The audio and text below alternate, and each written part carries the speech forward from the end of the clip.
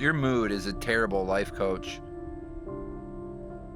It changes hourly, quits when things get hard, and has the attention span of a goldfish on caffeine.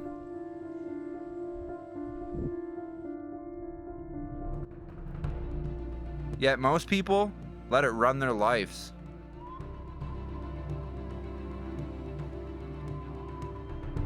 Today, I'm kayaking the Michigan Center chain of lakes, where 9 connected waters prove that commitment creates flow, not feeling.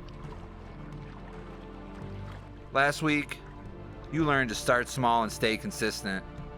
This week, we're talking about what happens when you don't feel like staying consistent.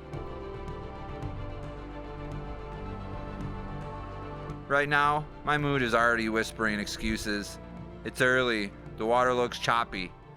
Maybe I should have brought more water to drink. But here's the thing about moods. They're weather, not climate. What if the difference between who you are and who you could be is just refusing to let your mood make your decisions?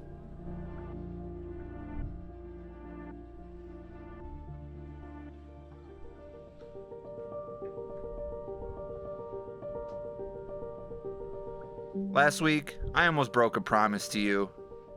Episode 11 was supposed to drop Monday. But Sunday night hit like a freight train of self-doubt. This episode sucks. You're a fraud. No one cares about your bike ride philosophies. Monday morning came, and my mood was screaming. Skip this week. Post something next Monday. No one will notice. I had every excuse lined up like dominoes ready to fall. I need more time to edit. This isn't my best work. I'll do better next week. Here's what mood does.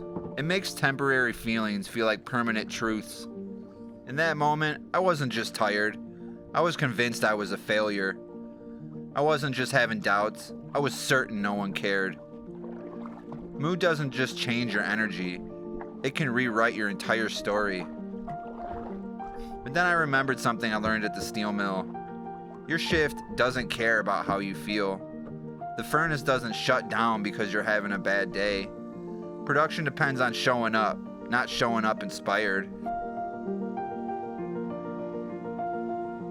So I did something that felt impossible. I posted anyway. One day late, but I posted. And you know what happened? Most views of any of my videos have had in 6 hours. The world kept spinning and you kept watching. And I learned that commitment isn't about feeling ready. It's about being reliable.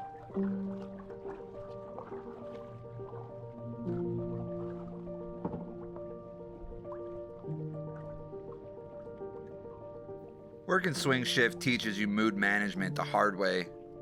3 p.m. start times don't negotiate with your energy level. The steel doesn't care if you stayed up too late, had an argument, or just don't feel like being productive. I remember this one Tuesday, absolutely exhausted, emotionally drained, wanting to call in sick. My mood was telling me every story. You deserve a break. One day won't matter. You're too tired to be safe anyways.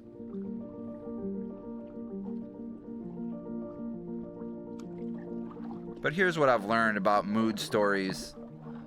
They always sound reasonable in the moment. They're not obviously wrong.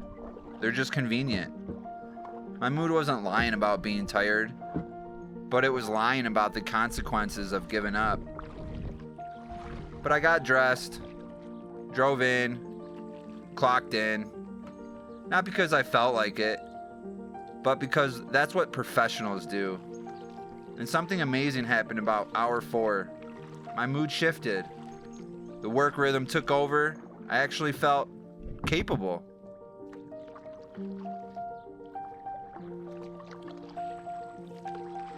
That's when it clicked. Mood follows action, not the other way around. I don't show up because I'm committed. I feel committed because I show up. Whether it's sobriety, this channel, or just being the person people can count on, reliability comes first, feelings follow. And that's exactly what's happening right now on this water.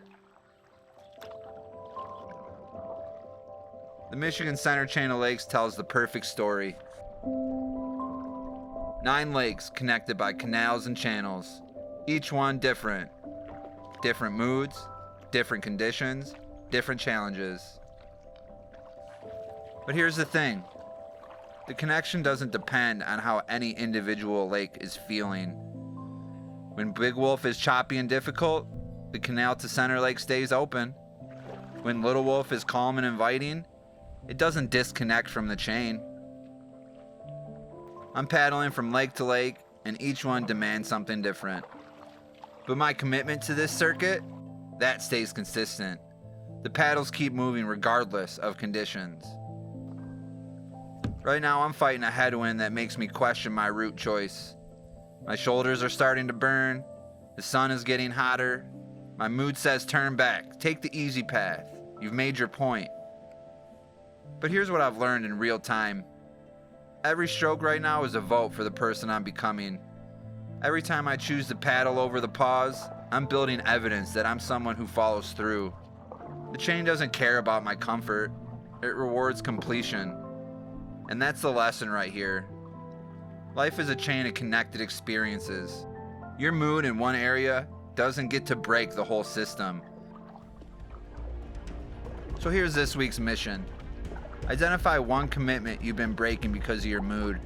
Maybe it's working out when tired, calling family when stressed, showing up when uninspired. This week I want you to do something radical. Honor the commitment regardless of your feelings. When your mood says, not today, you say, especially today. Here's how to make this practical. First, pick something small. Second, make it binary. Either you do it or you don't. No negotiations with mood. Third, track it. Put a mark on your calendar. Physical evidence builds momentum. Here are the questions that'll change everything. How many dreams have you abandoned? Not because they are impossible, but because you didn't feel like continuing. What would your life look like if you did what needed doing regardless of mood? What version of yourself exists on the other side of consistent follow-through?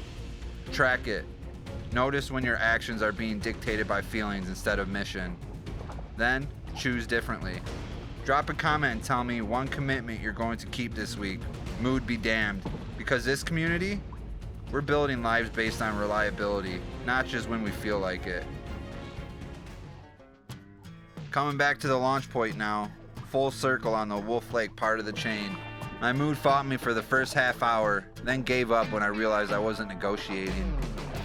You traded excuses for action in episode 10. You learned to start small and stay consistent in episode 11. Now, you know how to keep going when your feelings try to quit. Remember, your mood is temporary, but your character, that's permanent. Every time you honor commitment when you don't feel like it, you're building the muscle that separates who you are from who you could be. You're literally rewiring your brain to trust your future self. Next week, we're exploring something that might make you uncomfortable.